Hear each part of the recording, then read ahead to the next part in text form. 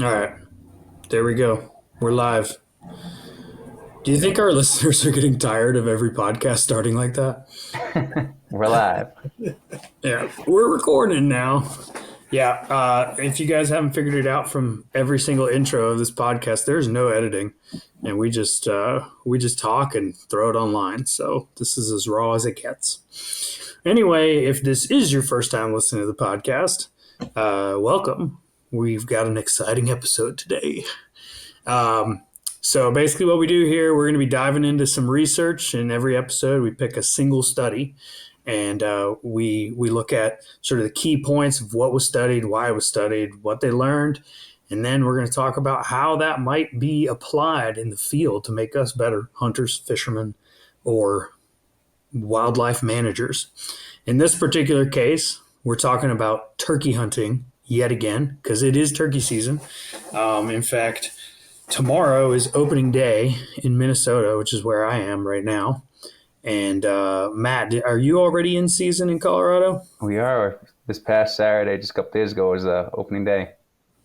There you go. Yeah, and Florida's just about closing up. So, in fact, actually, this weekend is Florida's last weekend. So it is turkey time, and I'm definitely excited. And reading this paper has made me sort of rethink how or if I should be trying to roost turkeys, and I'll explain that later.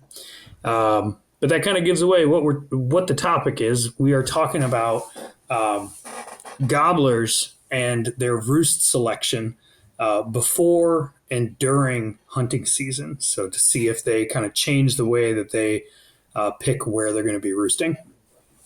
So as always, before we get into it, I just want to make a couple of announcements of things that are relevant at this particular moment. You guys have heard me talk a lot about the potential Florida bear hunt.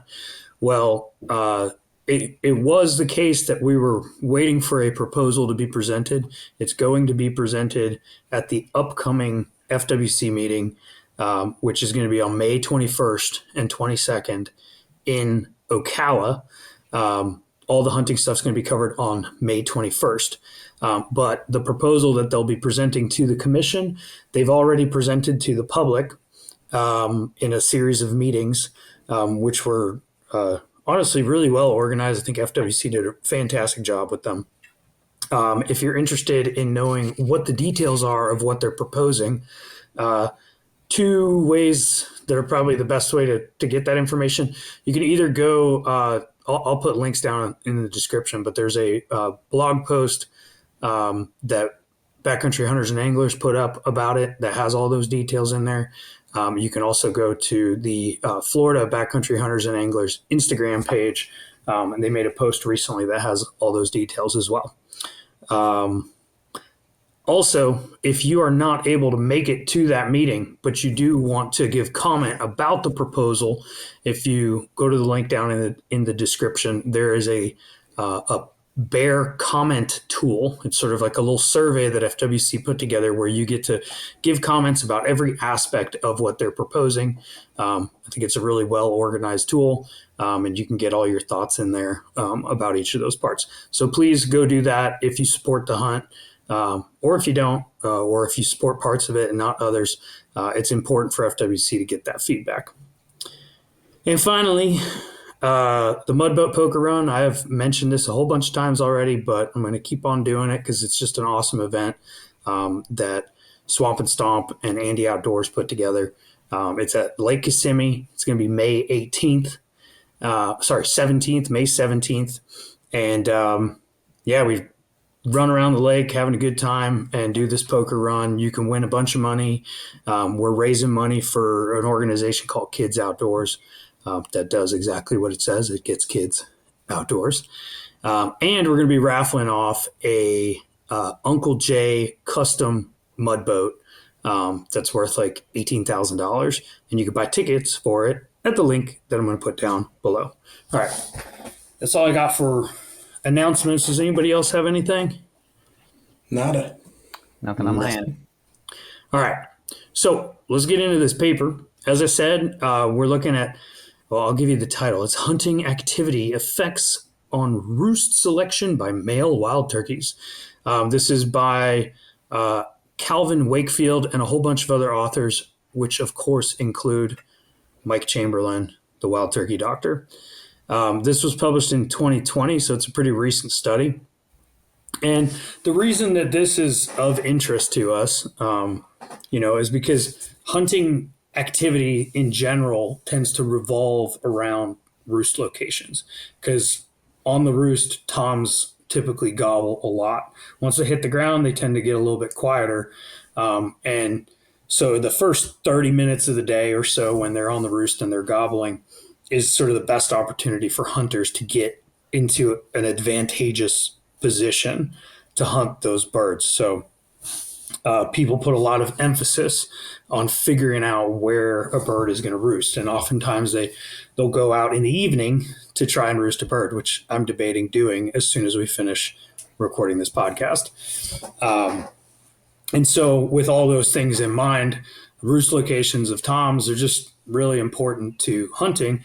But as you can imagine, if a hunt is unsuccessful, which usually means that a bird spotted a hunter or figured it out, and they get the heck out of there, they learn from those experiences.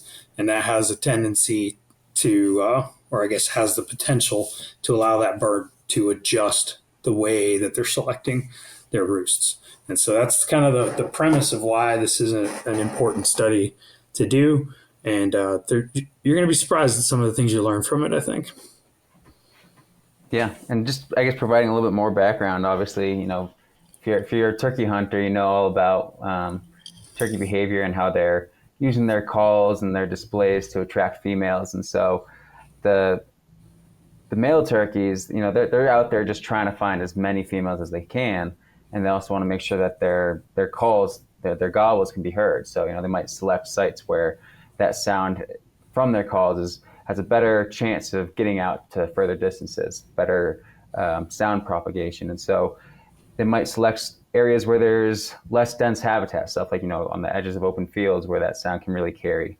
And then also thinking about how, different habitats might be more or less preferable for females. And so they're just going to be looking for those types of habitats. And those are other things that the study was looking into, is how do those effects of vegetation density and habitat type, the vegetation type, like the land cover, influence where these birds are going. Yeah, and I think also should be noted maybe the cons of having your gobble go further. Yeah. That's going to potentially increase your predation risk by animals or by hunters. So it's weighing those pros and cons. It seems it's mostly hunters, because I think we looked at another paper, I think, that said that like 90-something% of like adult male mortality is from hunting. So we're pretty effective with our little pew pews. Those are all like really good points, and that's also the reason, of course, that they like tend to get quiet once they hit the ground, because when they're on that roost, like they just feel super safe. They can see everything around them, nothing can touch them, so they just gobble their brains out.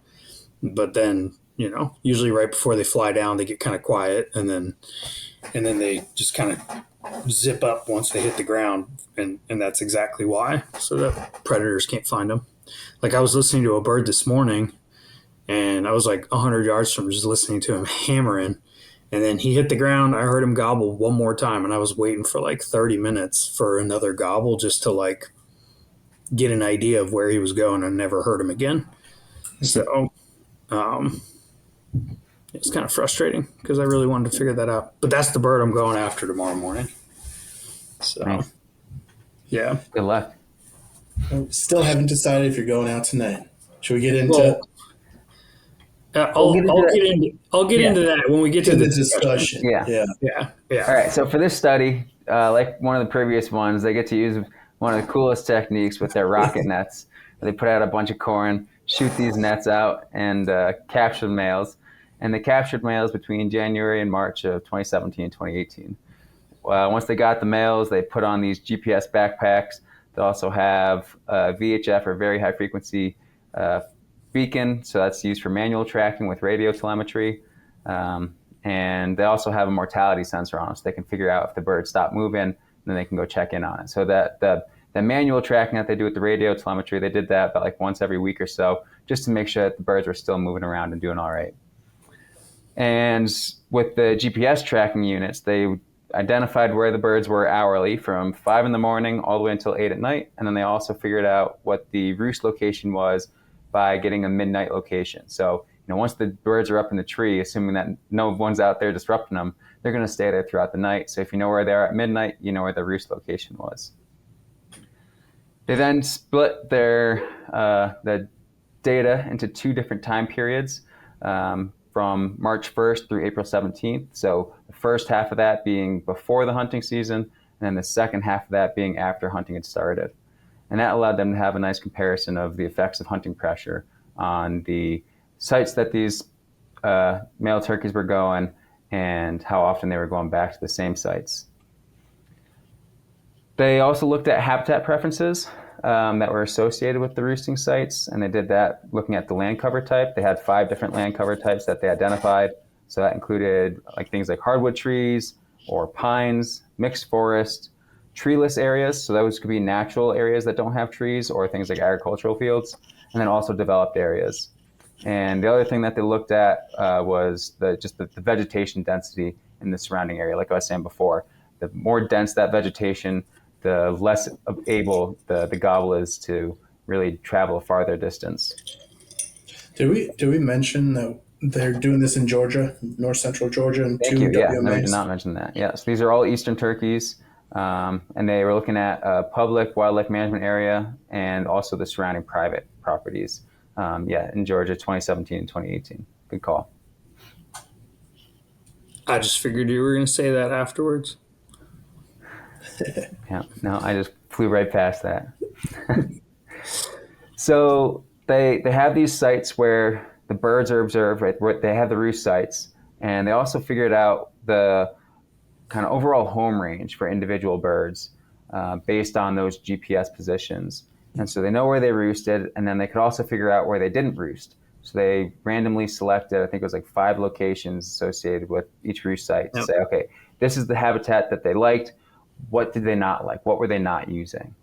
And then they measure the distances between each vegetation type and the individual roost sites and those randomly selected sites to figure out, how close are they to these different habitats? Is there preference for one habitat over another?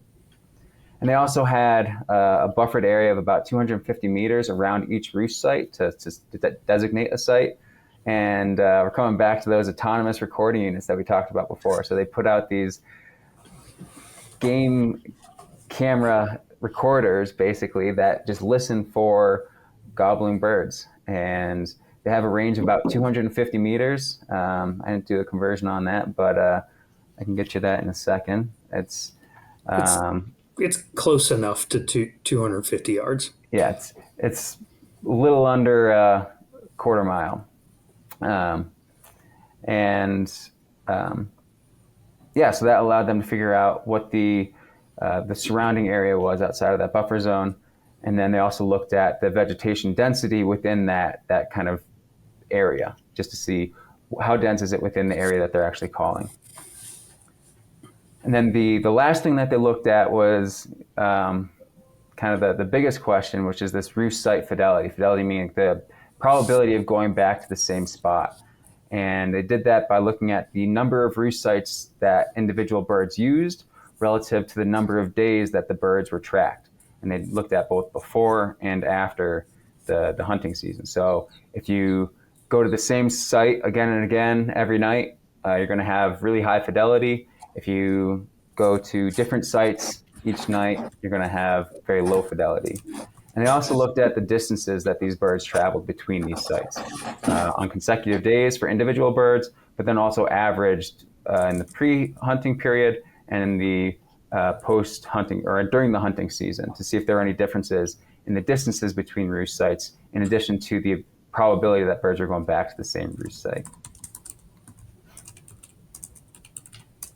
All right. That covers it. Who's sending an email right now? I'm Googling hectares to acres, getting ready for my. Oh, I for got the you. I results. got it. I got it all figured out. I got everything in acres. You caught me. All right, I might need your help then. You're good. I definitely will. All right, those okay. Ready for results? Let's do Uh, it.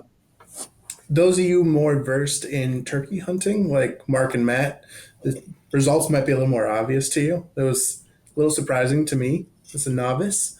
But so they ended up using those net guns to catch 33 male turkeys over those 2 years. It's 20 adults and 13 juveniles, or jakes. Four of those suffered some sort of mortality or the GPS transmitters malfunctioned. So they ended up using 29 individuals for the results of the study. When they looked at their home ranges, they were incredibly varied.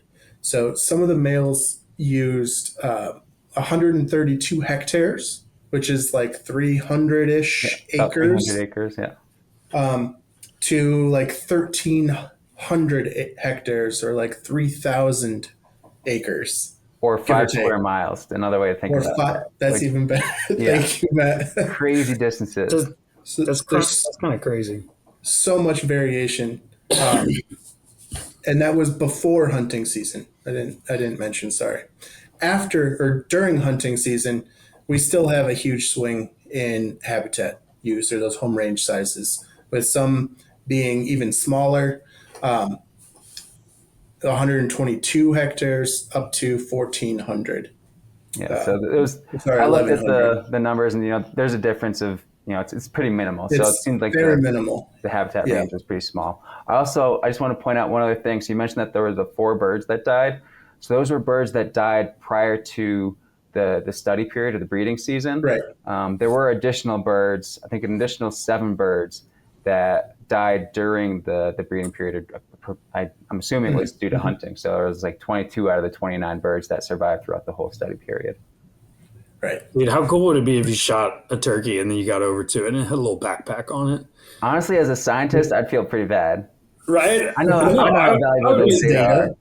data. I mean, that's kind of cool data though. Also, Yeah. yeah, hunting mortality. But would you give the backpack back?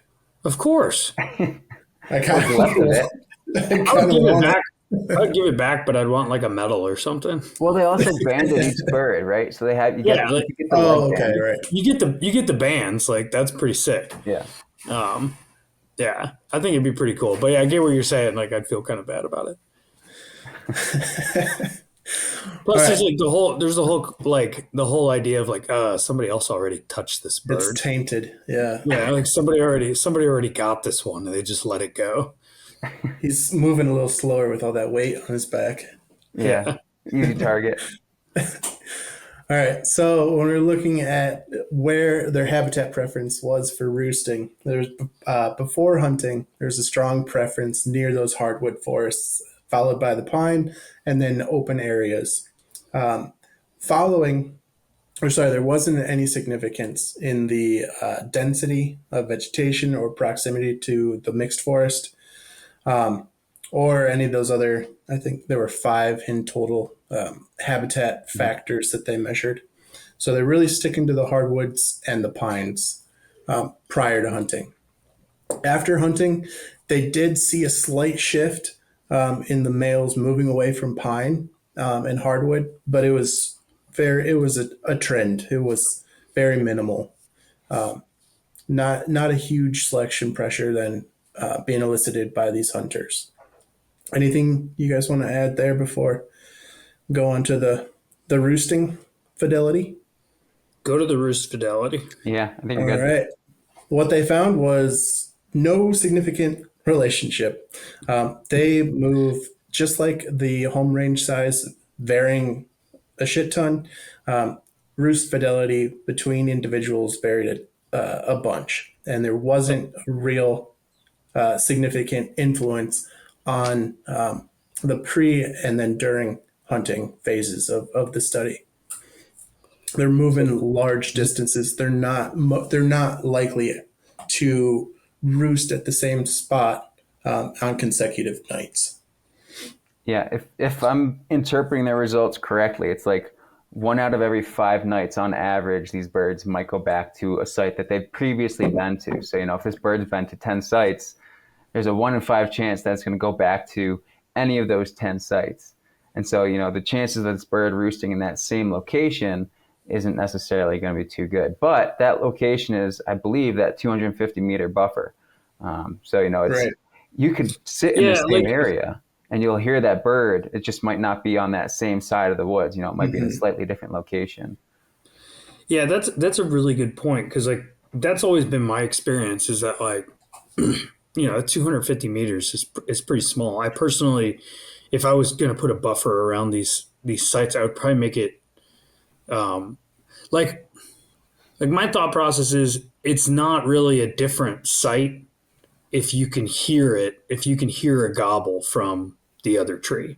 Like if you went to one roost tree like one day and then it ended up not roosting there that night, but you could still hear it. I'm like, that's still kind of the same roost area in my Yeah. opinion, Yeah. you know? Like it's like triangulation kind of stuff, right? You could have a bird that it's in this one spot and it's 250 meters from it, and then, or it's in this one spot and you're, say, 200 meters from it, and that bird then goes like, I don't know, 300 meters away or 400 meters away. You could still be within that soundscape for it. And so Yeah. it's Like, definitely, I think it is on the smaller side of things, but I guess but what, I guess that's what they're going for because what they're calling like a roost site is like essentially them being like in the same like little cluster of trees, yeah, which I don't know. I would argue is not that important as long as because like for instance that the Osceola that I killed this year, um, that bird I roosted it the night before, like two nights before season opened, and then I went back and I roosted it the next night again. But it was probably I don't know 500 yards from where I heard it the night before.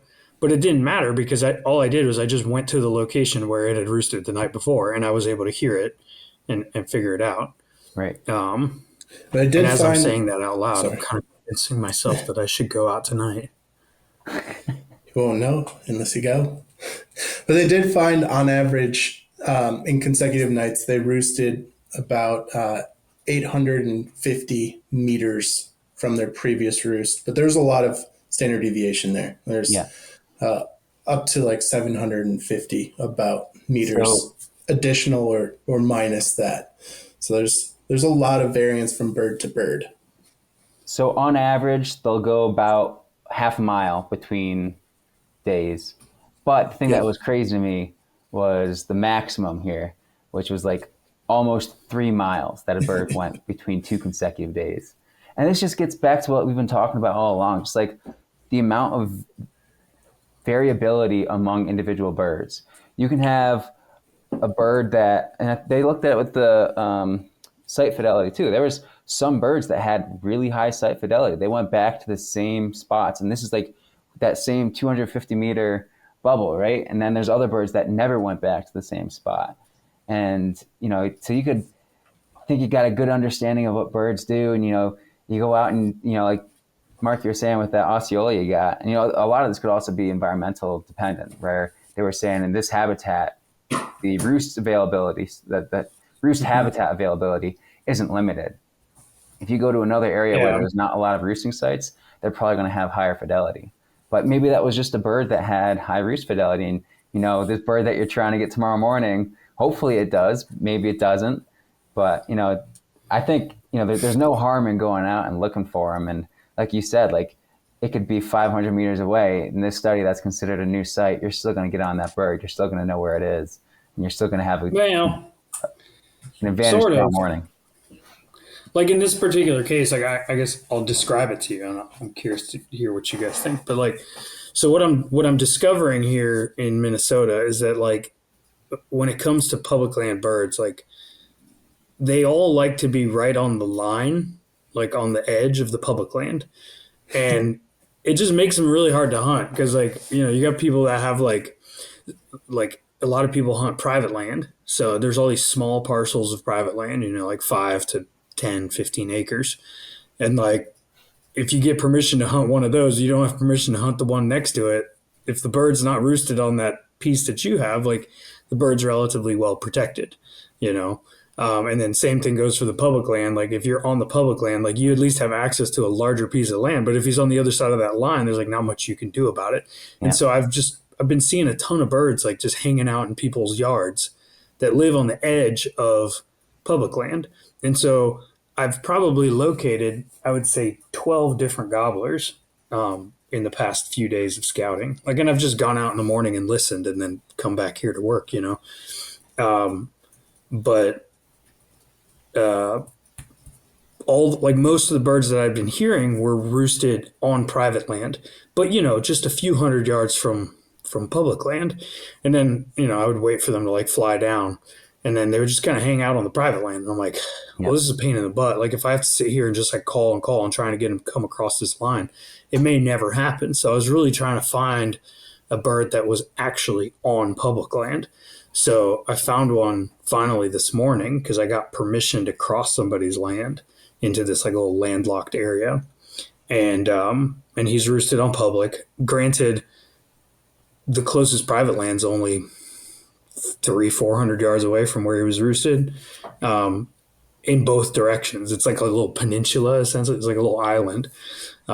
If he wants to stay on the public land, he's going to walk up into this like swampy area.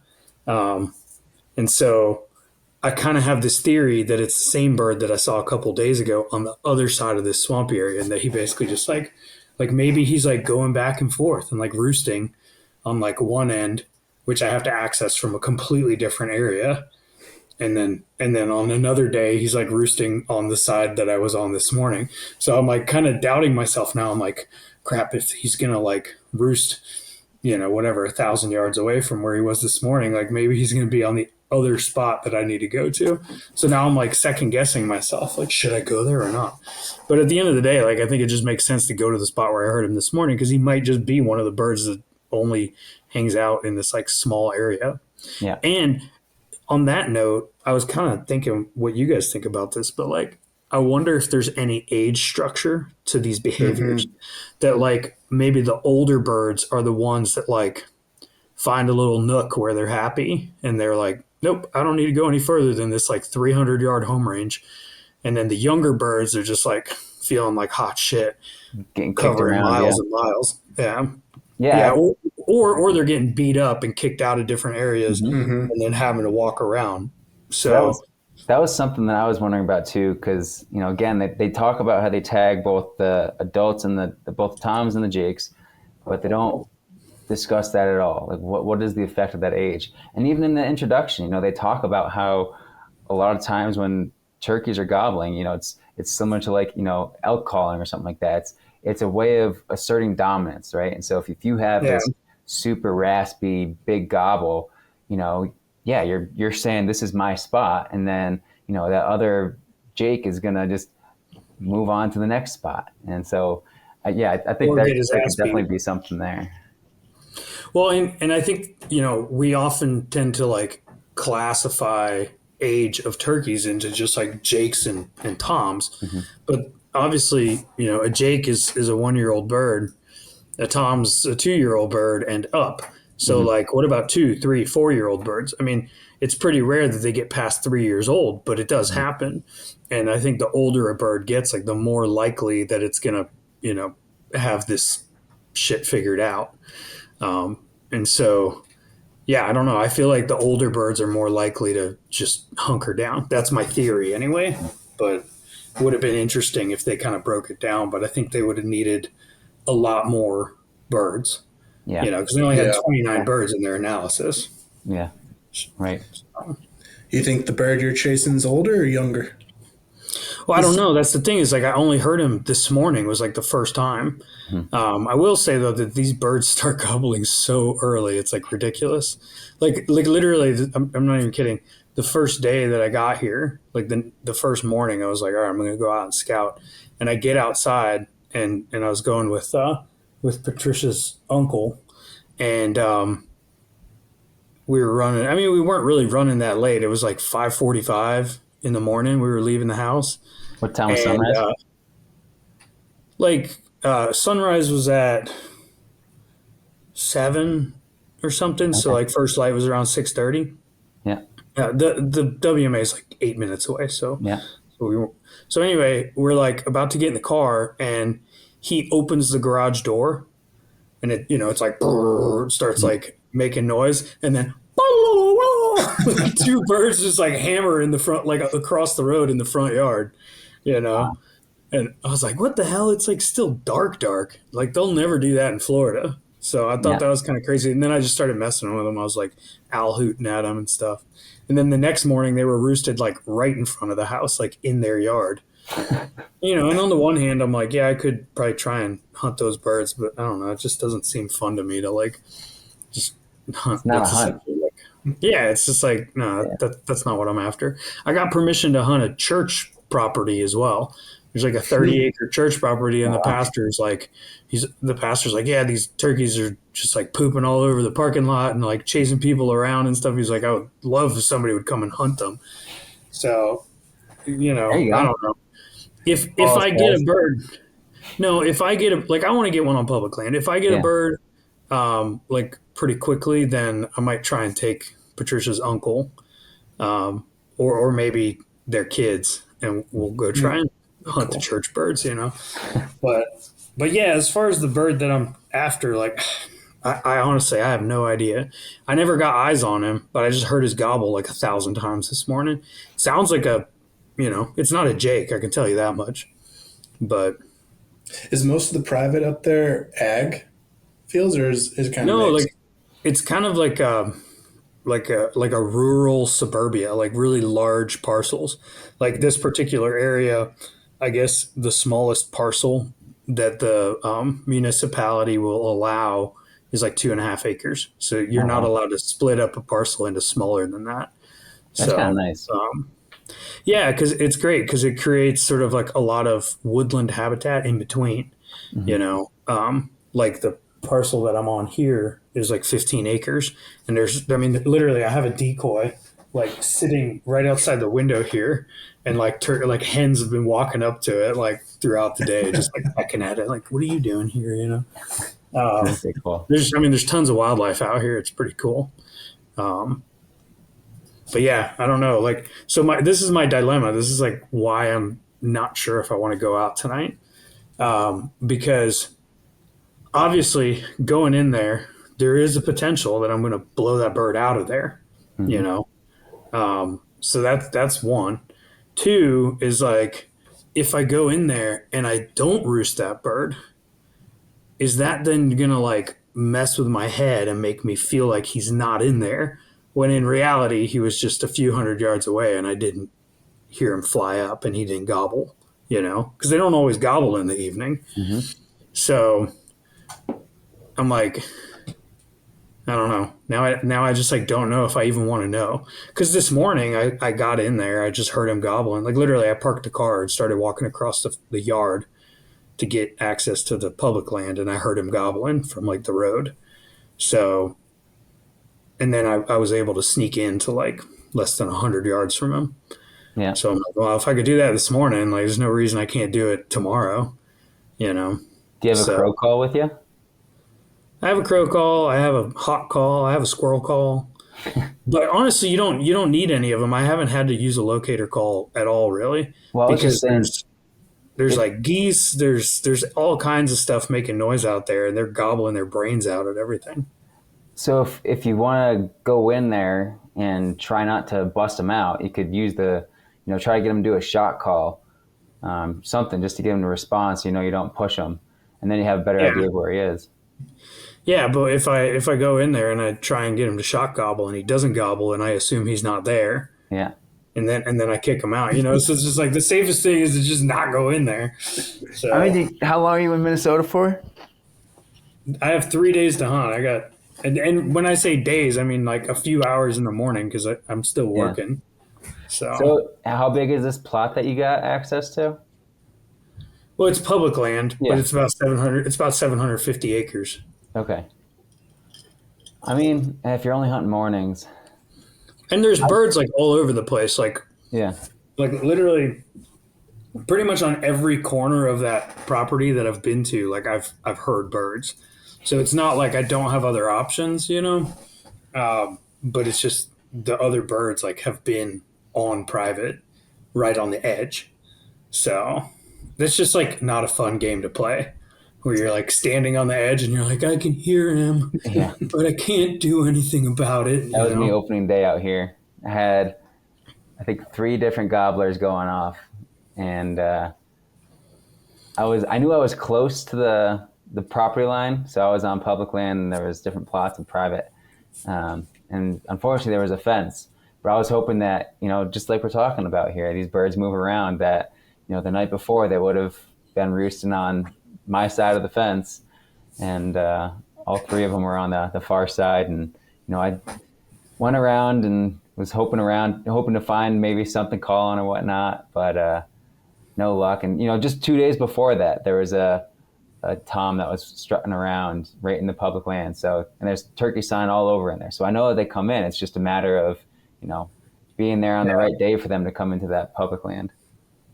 Well, and that's always, your thought process is like, well, I see him over there right now, but like tomorrow he could be over here, Right. you Yeah. know? I always think about that too with like gobbling, like the first morning I went out, I pulled in to a parking lot, and as soon as I got out of the car, like I could hear like 8 birds. Like there was like two in every direction that you looked, That's and crazy. none of them on public land. Yeah. And then so they were just hammering, going nuts. So the next day, I go to a different WMA that's close to here, and I heard again like another 5 birds, like kind of in every direction. Two of them sounded like they were on public land, but it also seems like there's going to be a bunch of people in there, so that's why I haven't focused on those. Um, but they only gobbled like a couple of times and then shut up, and then that kind of made me wonder. I'm like, well, how many other birds were out here that just didn't say anything? Because like the morning before, they were like hammering away, you know, and then I'm like, well, is this place worse? Like they're not as fired up here, or was today just not a good day to gobble? And then What if was I the went weather to the like? other, it was pretty calm. Yeah. Like that's the thing is like, but you can't help but wonder like, were they just being really quiet over here, or was that just everywhere? And yesterday when I was at the other spot, like this spot was also on fire. I don't know. This is the curse of turkey hunting. Like you're always like second guessing, like whether you're experiencing something that's actually representative of the location that you're in, or if it's just sort of a temporal like change that Hmm. you can never account for unless you have some of those listening devices that we keep talking about. Like I've been wishing I had some of those this week because I could have just put Yeah. one on each Yeah. location and been like, oh yeah, yeah, they're definitely hammering hard in that spot. I'm gonna go hunt there. Honestly, though, That'd I be mean, pretty like, cool. you're hearing so much activity. I feel like you can't go wrong. Kind of It's, Yeah, sounds like it. I don't know. Like, I agree, but at the same time, like, I only have 3 days to make it happen. And like last time we were here, like last year, we got we got a bird the first morning, and then my buddy Adam bought a tag, and we were like, oh, we've heard so many birds, like we're definitely going to get some more action, and we grinded for like 4 more days and didn't get any more opportunities. You were know, you still hearing so birds though? Like, were they all just on private? yeah, we were hearing birds. We were just like we had one like coming into us, and then like somebody shot it like as it was on its way to us. Yeah. So like we had no idea somebody else was out there even. Because it was like funny because we'd like crossed a creek, like it was like a pretty darn deep creek and it was flowing pretty hard. And we were like, oh, if we can get to the other side of this creek, like we'll have the whole place to ourselves, like it's going to be all ours. But we didn't have any like way to get across. And then somebody lent us like this little raft that we could use. So we were like so stoked. We like paddle across this thing, get across. We're like, oh yeah, we're in it now. And then we like go up to a spot and we're like, oh, this looks great. Let's set up right here. We like sit down and do some calling. Then we hear some rustling, look over our shoulder, and some random dude's just like walking past us. We're like, where the hell did this guy just come from? Like, how did he even get here, you know? Yeah. And then, and he continues on like further down. We're like, all right, whatever. He can go hunt back there, no problem. And then we hear the birds start gobbling. We calling at him. He starts coming in, and all of a sudden, boom! A completely different guy. We're like, what the hell? We totally thought we were going to have this place to ourselves. Yeah. So that's where I heard two birds. Where I was like, I got a feeling there's going to be a bunch of people in there. So I just kind of left it alone. There was a spot in Vermont that I like to hunt, and it wasn't any crazy stream that I had to cross, but what I did was I just brought, like sandals and put my pants on over my shoulder, crossed the creek in my sandals, kept the sandals on the side there, put my boots and pants on, and then went the rest of the way. And I mean, people do, Well, that's like the funny thing is like once that dude had shot that bird, we like when we were getting out of there, we like ran into him at the creek yeah, and realized that he just walked across with waders and then took his waders off, put on his boots, and like continued on.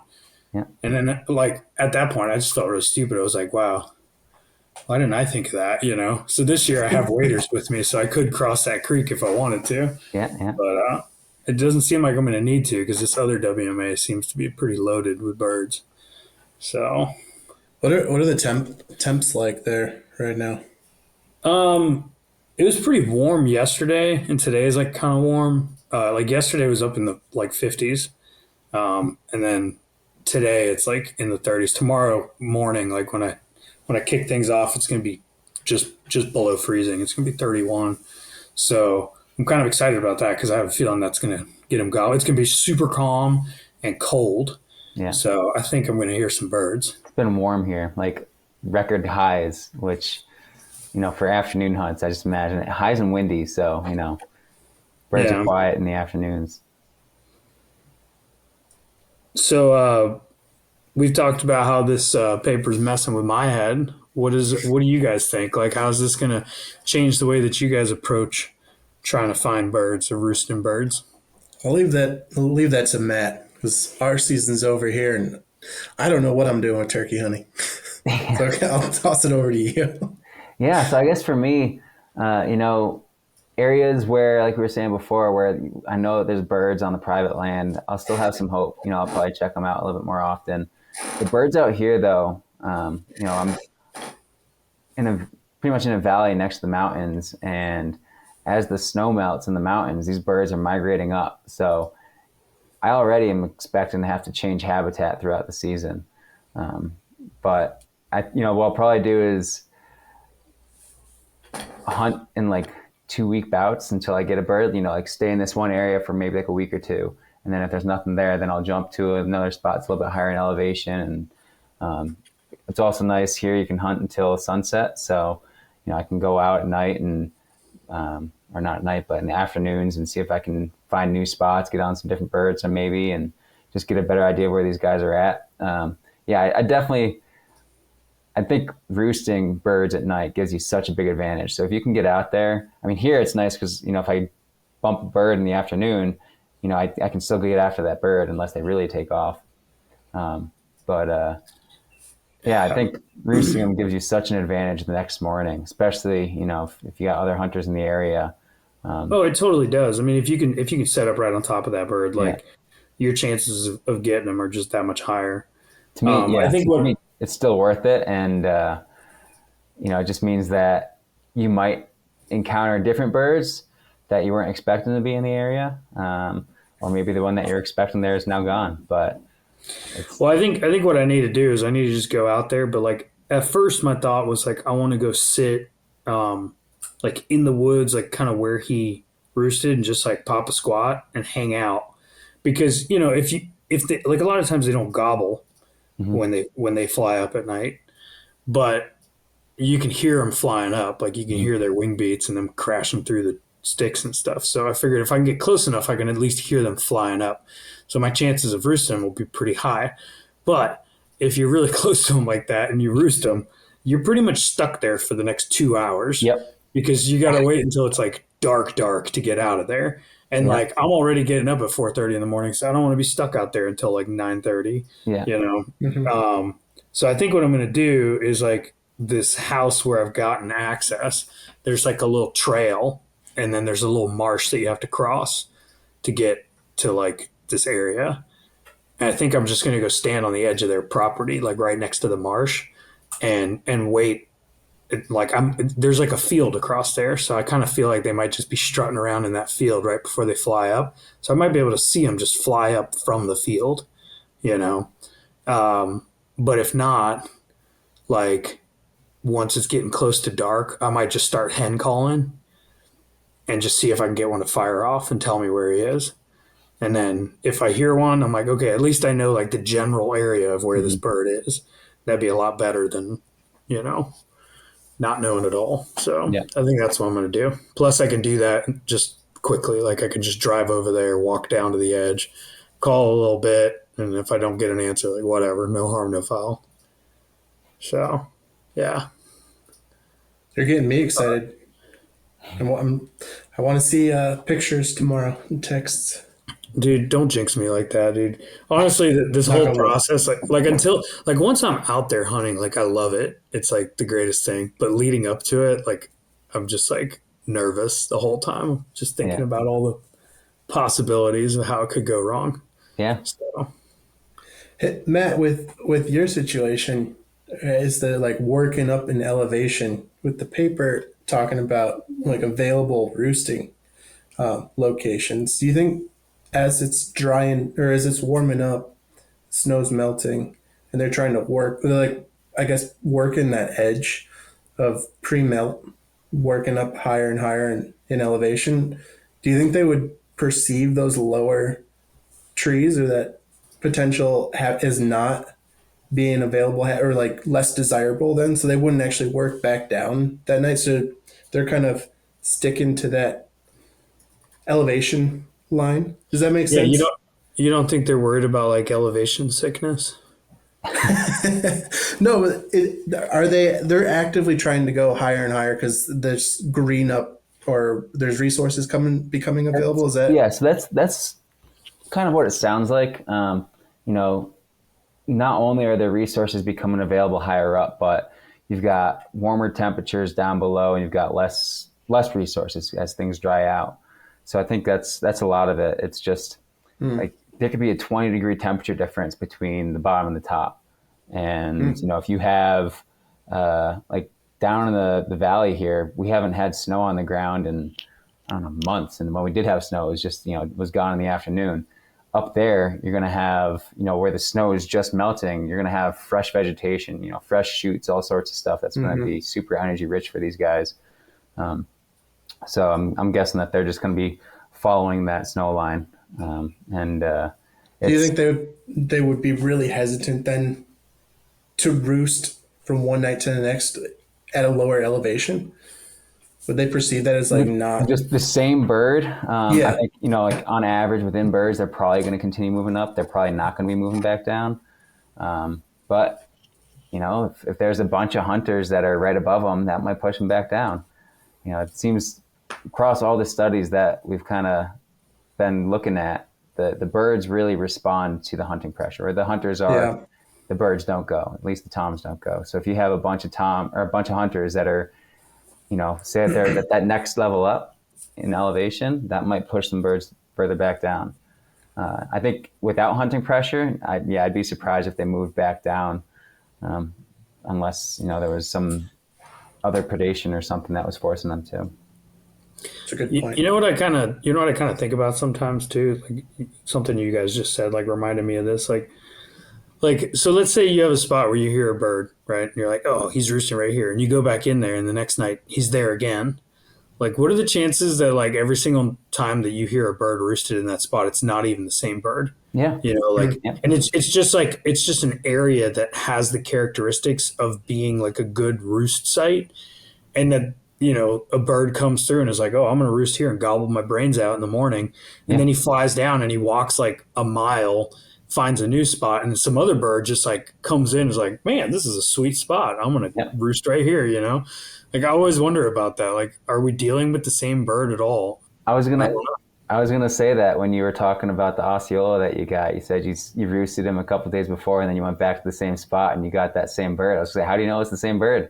You Well, know? and then on top of that, like that bird came in, or at least a bird came in, and then another bird came in, and I only ever heard one bird gobbling back there. And Yeah. that kind of like most of the time when you hear a dominant bird gobbling his brains out, there's probably at least one silent bird nearby Hmm. that's roosted with him. So yeah, it's entirely possible, and I'm pretty sure I heard drumming today, like when I was just sitting there listening. So, but it sounded like he had gone further away from me. But then I started hearing drumming, so it's entirely possible that there was just like a silent, you know, subdominant bird that was hanging out in there, and he was like, you know what, I'm going to strut around here, but I'm not gobbling because then that one's going to come beat my ass, you know. So hopefully, who knows? Maybe tomorrow I'll start calling, and all of a sudden a silent bird's just going to come strutting in. That'd be pretty sick. Yeah. You gonna have a decoy with you? The I other don't know. debate. Yeah, like it's a whole nother debate because it's like if you bring a decoy, then you feel like you almost feel like obligated to use it. Hmm. And if you don't have it, then like you tend to go about the hunt in a very different way. What I usually kind of like to do is like I'll bring it, I'll just leave it in a bag, and I'll stash it like on the edge of the woods.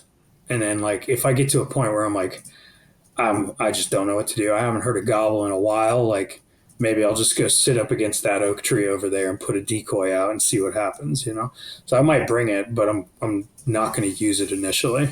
Yeah. So yeah, Yeah. I think it also depends, like the habitat that you're hunting. Like if you're hunting a field, it makes sense to have a decoy to bring those birds in close. But woods hunting, it's not as necessary because you got all the cover with the trees to get the birds in. yeah. Well, there is a field there. It's like pretty open. I mean, it's got some like tallish, like thin grass. But Hmm. I get, that was part of the reason that I was like attracted to the area on the map is because it's like a landlocked piece of public. It's got swamp like kind of on all sides, and then like a bunch of oak stands, and then just like an open field. It's Yeah. like all of the things that you would expect like would attract turkeys. Yeah. One of the There's things that I'm kind of happy about though is like I haven't heard a single hen yet. Like I've seen hens, but I haven't heard a hen yelping. So I kind of get the idea that like the the hens aren't really receptive to breeding yet. So I might have caught like it might just be getting started late, and that maybe I'm gonna find some toms that are sexually frustrated. You're gonna have like six birds coming in. Yeah, they're gonna be like, "Oh my god, one's finally ready." Yeah, I don't know. We'll see. But yeah. Anyway, I think we can wrap it up. Has anybody got any final words? Any words of encouragement? Never lose hope. There could always be that one bird that traveled 3 miles the night before and the day before and is Just now in your yeah, spot. just ended up in your spot. Yeah, I think like at the end of the day, like the logic tells me just go to the spot where you heard the gobble. Yeah. Don't try to guess where that bird's going to end up the next day because you're probably going to just screw it up. Just go back to the spot where you heard the gobble. That's Yeah. what I'm going to do in any It worked case. for a reason. Even if I don't hear one tonight, I'm still going out there. So yeah. Anyway, hope you guys enjoyed this episode. If you haven't subscribed or followed, make sure you do it now. And go check out those links about the bear hunting proposal and let FWC know how you feel. That's it. Peace out, everybody. Thanks for listening. See you guys.